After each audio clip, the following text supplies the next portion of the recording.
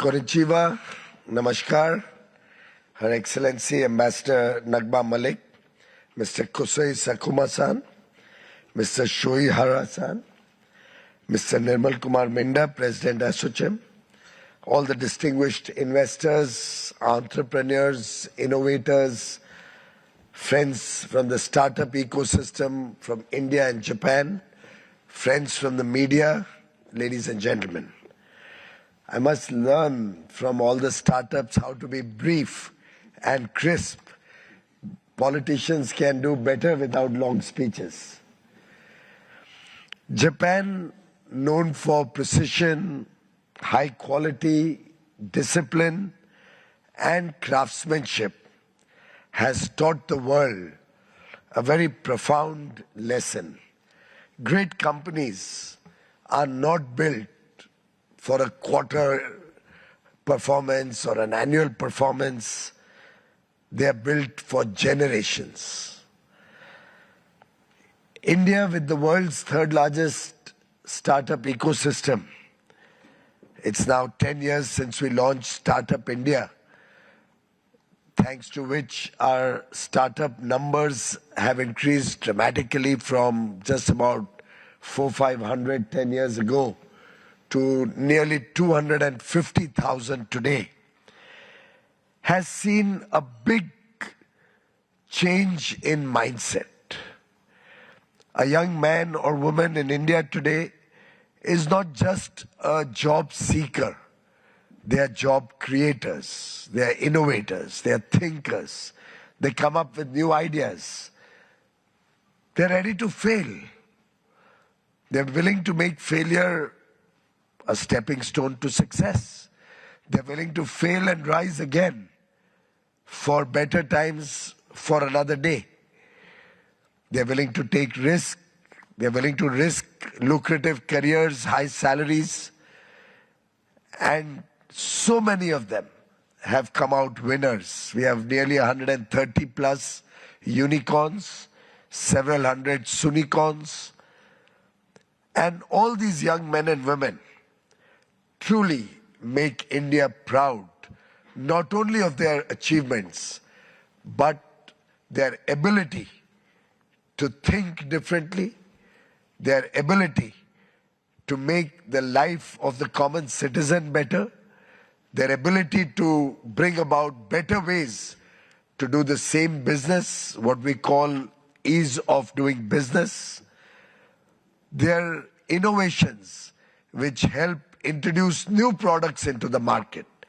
And I do remember when second-hand cars were a very difficult proposition to sell.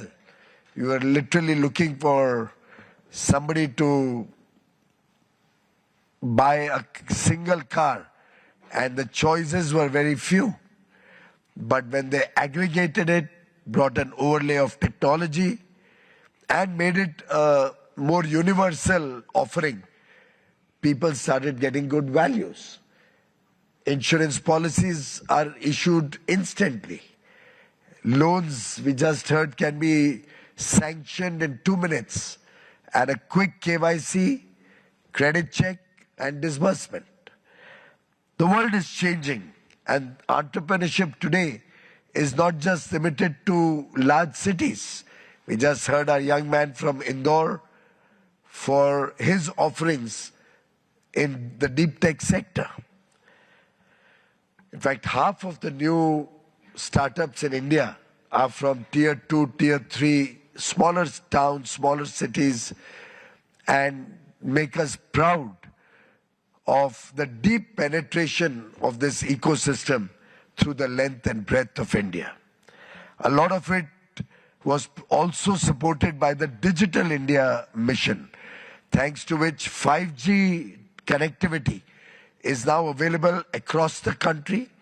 High-speed data at the lowest cost anywhere in the world is being consumed in India. We are probably the world's biggest consumer of data.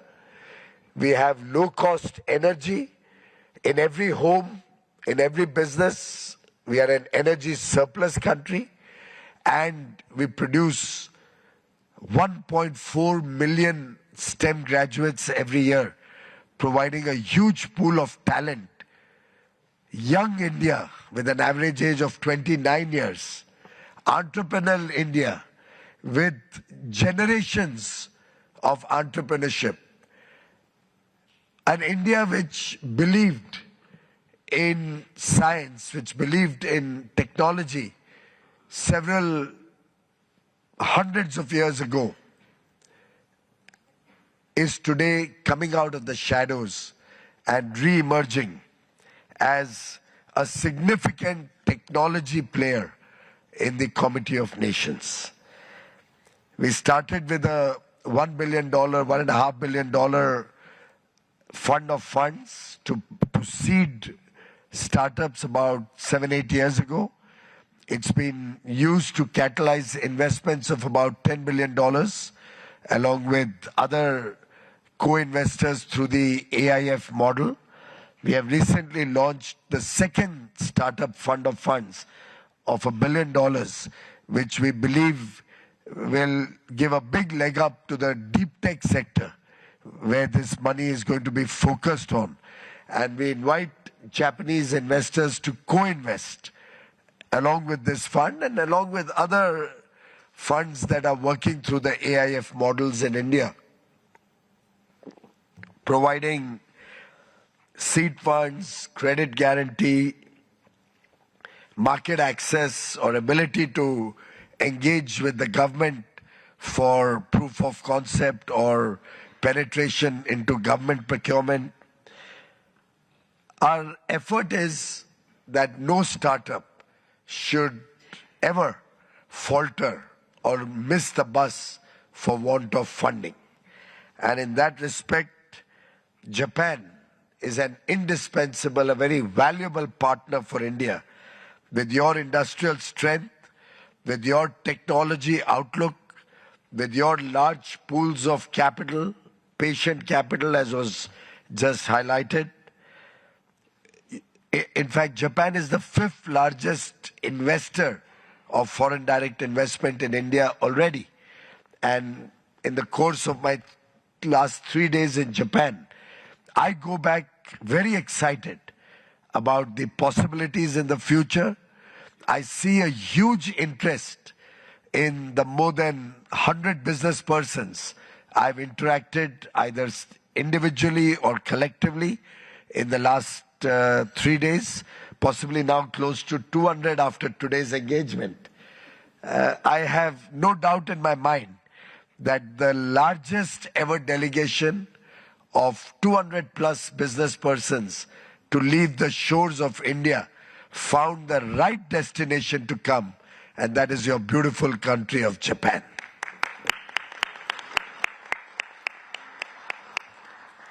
We have also very ambitious growth plans into the future.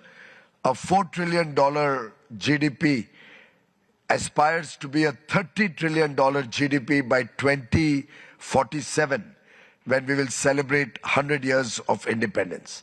And I see with the compounding growth that we are witnessing in India and the fact that even today we are a $20 trillion GDP on purchasing power parity, PPP basis, I see a very clear roadmap ahead of us to achieve this target, to make India a developed nation, to make sure that every young man or woman of India, every child born in India gets a good quality of life and significant opportunities in their career. We have a few suggestions that I'd like to share with you as a call to action, inviting Japan's patient capital, precision engineering, to partner with India's large scale, the risk-taking spirit that is demonstrated by our startups, and the huge pool of skill and talent, young talent, aspirational young men and women. And together, Japan and India, if we work on 4 areas, I think we can significantly impact each other's economies and each other's future. 1, I suggest the Japan-India Deep Tech Capital Corridor, where larger pools of patient capital, not only for mature unicorns, but particularly early stage funding, can help catalyze these startups, ideas and innovations into success stories. Risk capital at the research and innovation stage, at the prototype stage, and particularly patient capital at that stage will be invaluable. 2, India offers a complete bouquet from design to large-scale deployment. And I think India as a market, not only to test your products, but finally get a large market to sell your products, to deploy your ideas, will be a great proposition for Japanese startups and the Japan-India partners to work together, whether in funding or as startups. I think a two-way innovation bridge connecting our universities with Japanese universities, our incubators with Japanese incubators, our venture funds with Japanese venture funds, the R&D centers in India with your R&D centers, the testing and quality facilities that we have provided in India, learning from the experience of Japan over the years, and the manufacturing clusters that have been set up in India, the 11 Japanese industrial cities, and the many more that we are willing and looking to develop for the Japan-India partnership are all areas in which this partnership will support startups both from Japan and India. And finally, the 4th point, India and Japan can develop pitching series, something like the Shark Tanks initiative that can help young startups pitch. And in this world of global connectivity through Zoom calls and internet, I think we can have more and more pitching sessions where Indian startups pitch for Japanese investments and Japanese startups pitch for partners in India. And together we build more business connects and move from pitches to pilots, to investment and to scale. Warm invitation to all of you to India and to work together, because together Japan and India becomes a force multiplier for good, for prosperity and for a better future for the people of Japan and India. Thank you very much, ladies and gentlemen, and all the best to all of you.